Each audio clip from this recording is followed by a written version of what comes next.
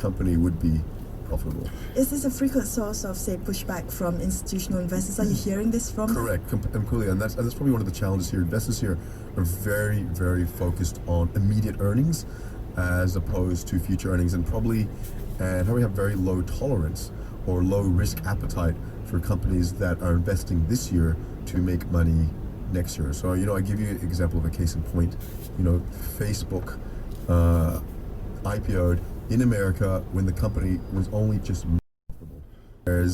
Whereas you look at the company now, I think last week it announced fabulous Q2 results, whereas when it first IPO'd, it didn't have those. A year ago, it was losing, I think, 150 million US a year. So when you see a situation in NASDAQ, particularly in America, particularly in Australia, where investors are willing to work with a company throughout that investment phase. And I think in Malaysia, it is, where companies like us are trying to help educate the investment public to do that as well. Right. Patrick, Catcher Media also has a publishing arm now. It's got about 17 magazines under your portfolio. Right. We've been hearing some whispers, Patrick, that the brand owners want to take back some of the publications. Can you confirm this? Yeah. Look, I think it's always, people always speculate on such matters because when you have a license, and a license, licenses do get renewed every 5 years. It is always speculation that people have. So people speculate all the time about our brands. None of our brands expire this year from a license point of view. But they will be at some point. Yeah, and so, your publishing arm is one that's very profitable for you. Correct. What if they do take back their license? So two things. One is that out of our portfolio of say 16 to 17 magazines, only 3 of them are licensed titles, as in the brands belong to someone else. So when you look at that portfolio, the bulk of that portfolio are now our own brands like Juice and so on. For those brands that are not in our portfolio, that are not owned by us, that are just kind of licensed by us, none of them are expiring in the next 12 months. So the rumor is not true, Patrick? Well, look, no, the rumor is not true, but I can understand that people are always speculating and have been from day one. So let people continue to speculate. Well, earlier in the interview, you talked about how you love emerging markets and you love the internet growth models in emerging markets. I've read an article here where you say that you love emerging markets, and if there's a market anywhere in the world that's emerging, you get it because it's in your DNA. Correct. Now that seems to me a very bold statement given the fact that emerging markets are incredibly diverse in terms of their culture, their history, and understanding local nuance. Correct. So what you're right. We just made an investment into the #1 property portal in the Middle East. So we see that as being sort of the iProperty of sort of Dubai and Lebanon and Saudi Arabia.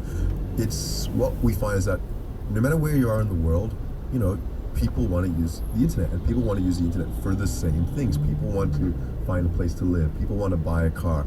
People want to go online and send roses to a loved one. People want to communicate. People want to read the news. So this doesn't change no matter what country in the world that you're in, and whether your religion is different or whether the food that you eat is different.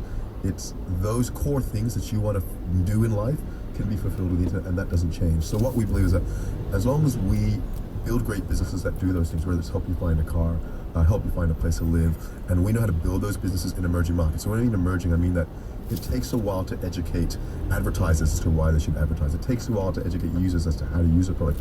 We believe that as an organization, we've got the right DNA, we've got the right experience to build such businesses in emerging markets. We understand that it's a long game. We understand as to why 200 meters. 10 years. So I think one of the things, I guess, we have the right DNA to play in emerging markets. It basically means we're willing to play the long game. We're willing to accept that things take time.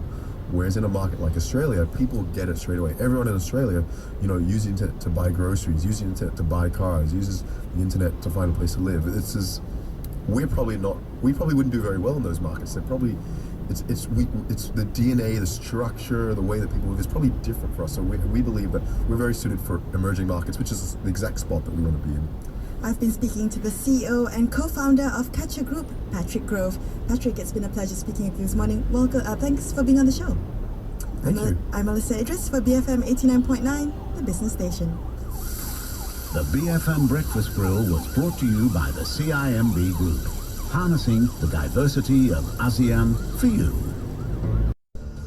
The news on BFM 89.9. Good morning. Here are the headlines at 8:30.